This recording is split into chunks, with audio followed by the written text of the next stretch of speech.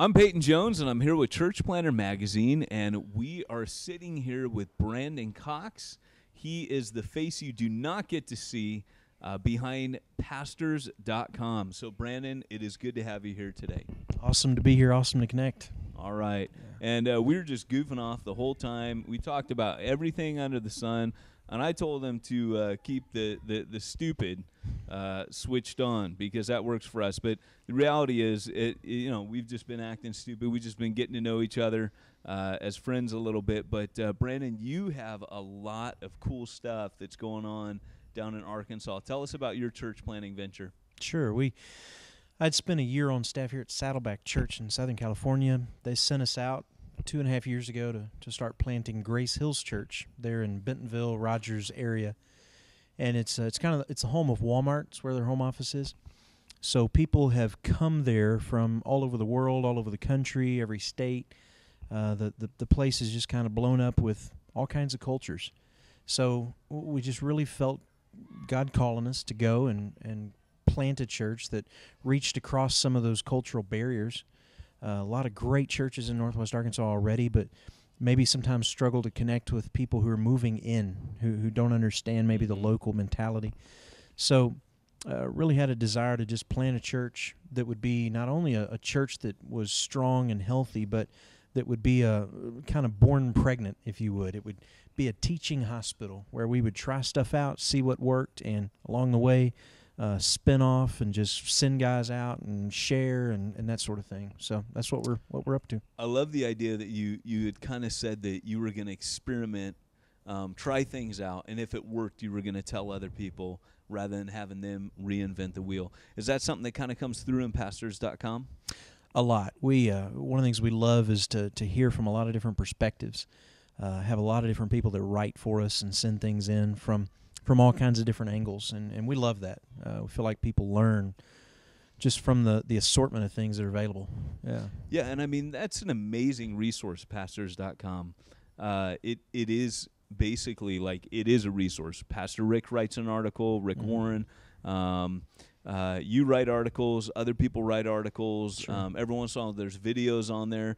But it's just good for guys that are getting started off in ministry and guys that have been veterans just to know about and to be involved. I think it's one of the biggest, pastor online training, and it's free, isn't it? It is free, yeah.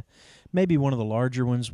Our goal really was to as much as possible, make it a how-to resource. Not so much talking about theology that pastors argue about, but instead the issues that pastors face and they don't know what to do. Tough situations, new opportunities, or what are the 5 steps I need to take to get this done kind of stuff. Yeah. So yeah. Because when you're a church planter, you're going like 1,000,000 miles an hour. So and you're basically faced in 1,000,000 different directions. So to be able to have those kind of resources at your fingertips, it's great. So Brandon, you're in a city where industry has obviously drawn people together. Sure. Paul obviously church planted in places like that in the first century. He went to places like Rome and Corinth, centers of trade. Yeah. And of course, it may sound funny to people, but Walmart, that's going to generate a lot of people coming in. Oh, yeah. I mean, that's going to be a huge pull. They're a huge corporation that's going to create tons of work for them as kind of like the national headquarters, right? Sure. So therefore, you've got people coming in. What have been some of the unique you mentioned the mindset of people living in a community like this. It's probably a little bit transient, people coming in. Yeah. What has been helpful to you approaching the people coming into that community? How do you reach people like that in a community like that? Yeah. I think we try to look for points of tension, even cultural tension. For example, it's a traditional Arkansas community in many respects. It's been a dry county all along, which a lot of people don't even know what that means. It just means no alcohol could be sold. They just voted last year to change that, make it a wet county, and that's because so many people have moved in. So now you've got this tension, and it's a value tension that exists between people who've been there and people who are on their way in. We look for points of tension between ethnicities. You have schools filling up with people from other countries. That creates these points of tension. And what we find is that people are in transition, but they don't know where to go for resources. They don't know how to make friends. They don't necessarily know where to go to connect with the community at large. And so we just want to try to fill the void there and sort of meet needs at those points of tension. Right on. Excellent. So what have been some of the most helpful things for you? How long has your church plant been going? We started a little over a year and a half ago, launched publicly. So that is really young. What have been some of the helpful things for you to keep going in that year and a half? I tell guys all the time, for me, number one is connecting with people that can make you smarter. I mean, I'm amazed sometimes at the guys that are trying to plant churches, they're trying to pastor churches, and they're trying to do it all on their own.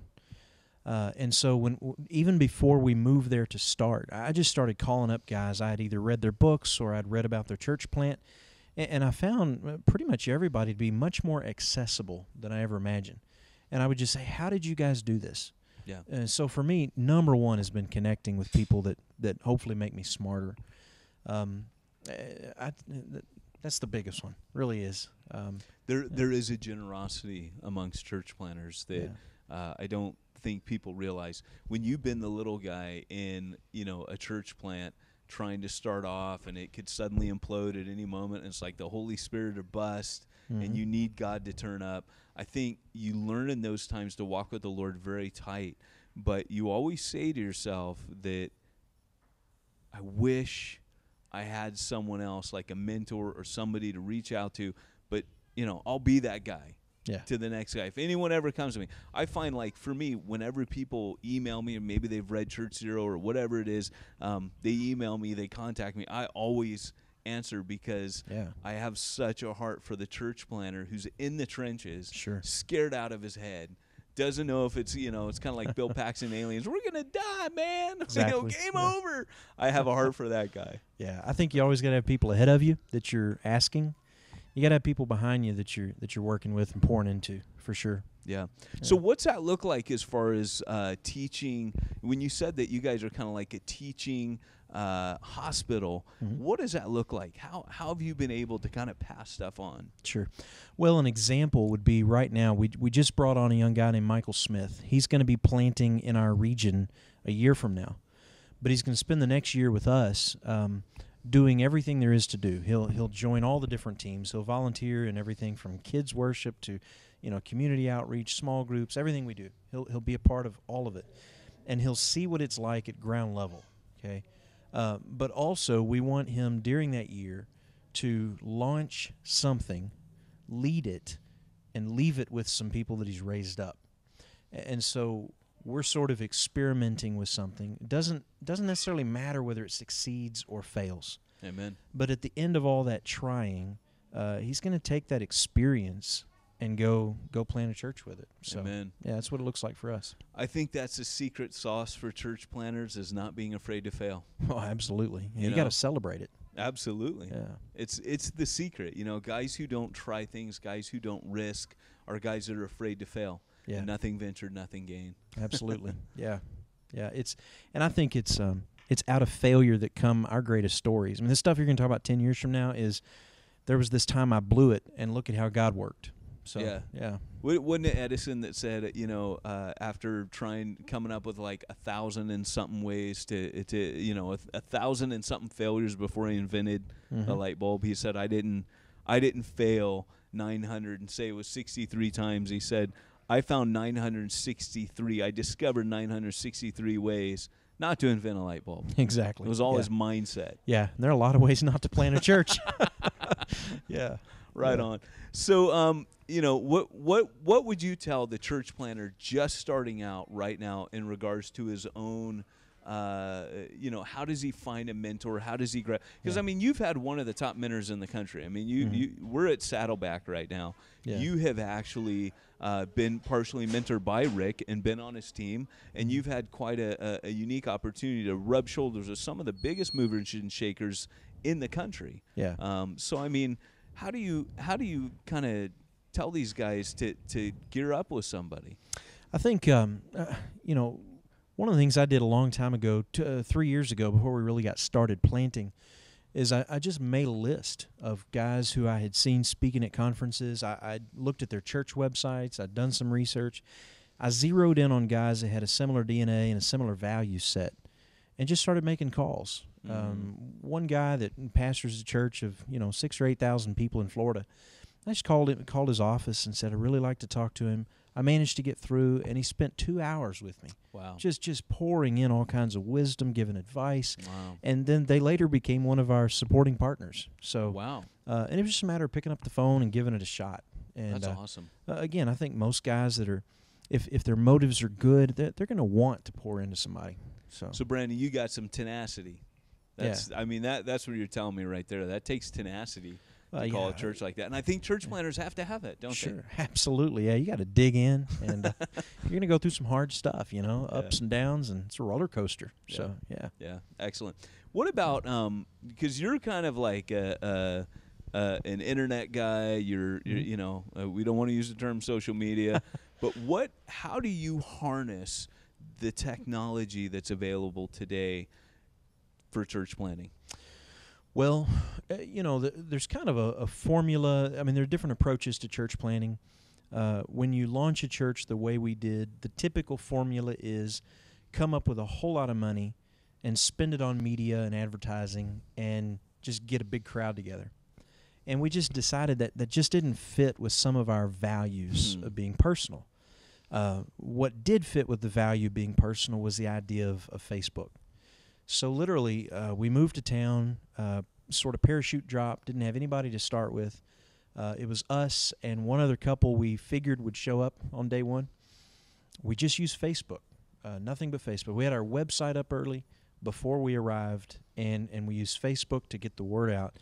Just one connection after another, wound up with 30 people at the first meeting, and they started telling their friends over the next 6 months. And to this day, from what we can see, from what we can tell, our church Facebook page is the most liked in the region. Wow. More so than some mega churches around. Wow. And now about 80% of the people that visit the theater on Sunday indicate they found us online. Wow. So it's been amazing, and I'm a strong believer in it because I think it takes us back to that relational root. I came because I saw your church on a friend's page. Wow. And that, there's already that established connection there. So that's been huge. So did you come up with kind of like little ads that you had people post on their Facebook, or was it just conversations they were having amongst people? Was it very organic, or what was the... It's sort of a mixture. We don't try to produce a lot of content. Let me take that back. We do some daily devotional type things, specifically so that the people that are part of our church can share those things. So that's good. That's really good. Yeah, but beyond that, it's really been one of the things I do is I keep a list. In Facebook you can create a list of people and just click on that list. You just see their updates. Anybody that's a part of Grace Hills in any respect whatsoever, I put them on that list. Sunday afternoon I look at it, and they've been talking about Grace Hills. They've been quoting things from the sermon or whatever, and I just go through and like it all, comment, reach out. So yeah, it's kind of both. It's giving them things to share, but also conversing back as they share things. Yeah. Wow, that is cool. I've actually never heard of that before, and that's pretty innovative. Yeah, it's been a lot of fun. We've learned a lot along the way. I love the fact that it's relational. Yeah. And that was hardwired into your DNA, because I know you're a dude who could go out there and blast it online, and I love that your DNA's kind of overridden your ability. Yeah. That's pretty cool. Yeah, we just feel like people who stick to a church and really get into the community are people that come through a relationship. So talk about, and this will be my last question for you, talk about how you, once you get them via Facebook, how do you get them involved in relationships with people? What's kind of been the you got the gateway on Facebook, because we know, here we are at Saddleback, purpose-driven church, get to home plate, home base, right? Yeah. Get them to first base, second base. So how do you get them past the gateway into the relationship? Sure. Well, sometimes you look for the natural connections that are happening already. People bump into each other in the lobby, and they have kids that are the same age, and they connect the dots, and they realize they know each other. You try to get those people to start a small group together. Give them the confidence that it's not as hard as you think it is. Others who kind of come in and they don't know anybody, Our goal is to get them into a group, get them to our newcomers lunch where they meet all the staff and they meet a few other people. Yeah. Sometimes we'll take those 3 or 4 or 5 families that have lunch together. They don't know anybody, and we'll form a small group out of those people.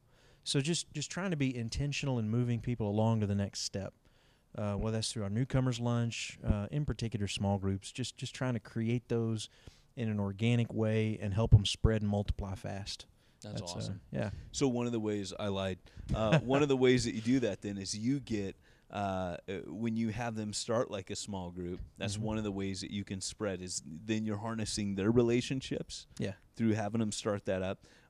What other kinds of small groups would you start up? Like, would it be things like dinner clubs, or would it be like film night, or would there be any of those kinds of things, or would it just be? There could be, but we're very careful to try not to do much, because what we've seen is that the more things you start, the more excuses you give someone to not get into a genuine community.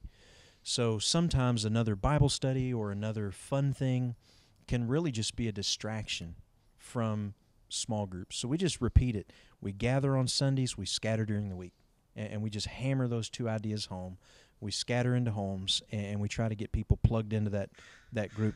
One of the things that we feel strongly about, and this comes out of Steve Clayton's material and really modeled here at Saddleback Church, is the host model. And I realize there are a lot of different approaches to small groups. For us, we want to make it as easy as possible to host a small group, which sounds so counterintuitive. You don't have to be a great leader, a great teacher. You just need to open your home. And we do that because people who don't have the gift of teaching, don't have the gift of leadership, but they have the gift of hospitality, can open their home and set the table for lost friends and people that are far from God. Because the longer we've been in the faith, fewer friends we have outside of that. Amen. So for us, a brand new believer is the ideal small group host. Wow. Because we provide the curriculum, they set the table for That's their friends. So what kind of curriculum would you guys use? Typically, we do sermon-based. Larry Osborne's kind of the master behind that, but we take our Sunday message and we provide a discussion guide that just goes deeper. Sometimes we'll do a 10 or 15-minute video to go along with it that they can show. And then about twice a year. Of the sermon, maybe? Yeah. Well, It could be from the sermon. It could just be me at my desk in my office. Cool. It's not professionally produced or anything. We do it cheap, free, hack it together. That's a church planner thing. On YouTube, boom. Yeah, exactly. Oh, that's brilliant. Yeah, so that's kind of our main thing. And then twice a year, we do a big series. I mean, we do series all year, but twice a year we pick in the spring and the fall what we would call kind of a, let's get the whole church on the same page for 6 or 8 weeks.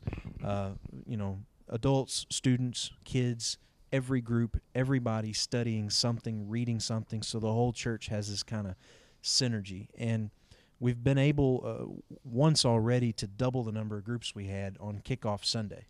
Wow. For that series. So, and that's just stuff that comes right out of the mind of Rick Warren. So, yeah. That's awesome. So, in closing, who would be some of the guys that you would point people to that have really kind of shaped your thinking? Obviously, you haven't read my book yet, so just teasing. But honestly, who would be some church planting authors that you would say, oh yeah? I love one of my favorite books. I give it to every planner I can find. Is Brian and Amy Bloy wrote a book called It's Personal, and it's really, you're planting a church. You can say it's not personal when somebody leaves or when something goes wrong, but this is your baby. It is personal. Yeah. Just a good book for the heart. Sean Lovejoy, one of the best thinkers I can think of in terms of, leadership and systems in a plant. I love Ron Sylvia. He's down at the Springs in Ocala, Florida. Just been a tremendous thinker and a help to us. Man, there's so many, so many books out right now. But those are probably my top 3 that I've learned from just in recent times.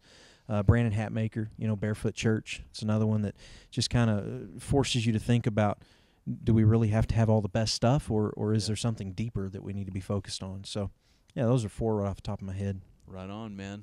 Hey, Brandon, it's been awesome having you, and thanks. Visit pastors.com and visit Grace Hills Church if you are in his area. I'd love it. Love it.